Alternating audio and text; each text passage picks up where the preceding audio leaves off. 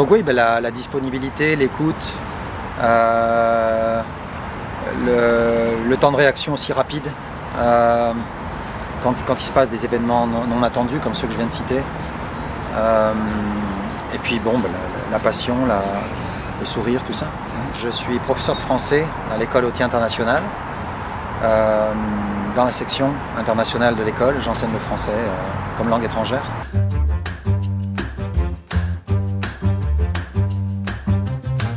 Je connais Jean-François depuis le printemps, même l'hiver 2013, à l'occasion de l'organisation de la première francophonie dans le quartier de Downtown par le consulat. Et on a eu l'occasion de travailler ensemble pour l'organisation du concert, des artistes qui sont venus.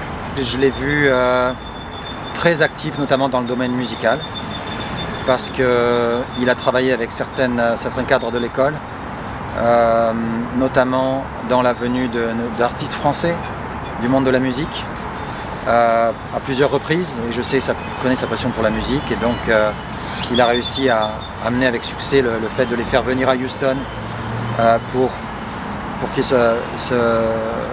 produisent devant la communauté francophone et les autres. Alors que Houston, au départ, dans la tournée de ces artistes-là, n'était pas forcément une destination évidente pour les maisons de disques et les compagnies musicales. Mais il a réussi à faire le forcing pour ajouter Houston souvent à la liste, et on en a tiré les bénéfices, donc c'était très chouette.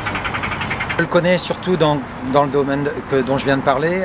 Je sais qu'il est passionné par la musique et par les choses qu'il fait en général.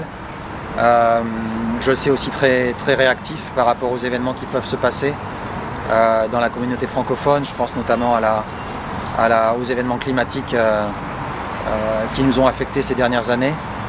Il a souvent été très présent sur les réseaux sociaux pour apporter des informations de secours pour les gens qui étaient dans le besoin. Et il se rendait disponible pour leur apporter tout ce dont ils avaient besoin en tant que représentant de la communauté. Donc c'est une qualité que je lui ai trouvée. Après, le dynamisme, la disponibilité, il est très à l'écoute, je le sais aussi. Je l'ai vu un petit peu, si vous voulez, dans le contexte plus professionnel, et puis aussi dans le contexte des loisirs. Quand on a été amené à se retrouver en petit comité avec les musiciens qui venaient de France, comme le groupe IAM de rap, ou Christophe Mahé, ou des gens comme ça, où il a été très chaleureux. Et je sais que au cours des conversations qu'on a pu avoir aussi avec ces chanteurs, ces musiciens, eux-mêmes nous ont parlé de Jean-François comme quelqu'un qui vraiment avait fait les choses bien pour leur venue, et qui avait garanti un bon accueil ici à Houston. Donc ils avaient vraiment apprécié ça. Mais elle est efficace.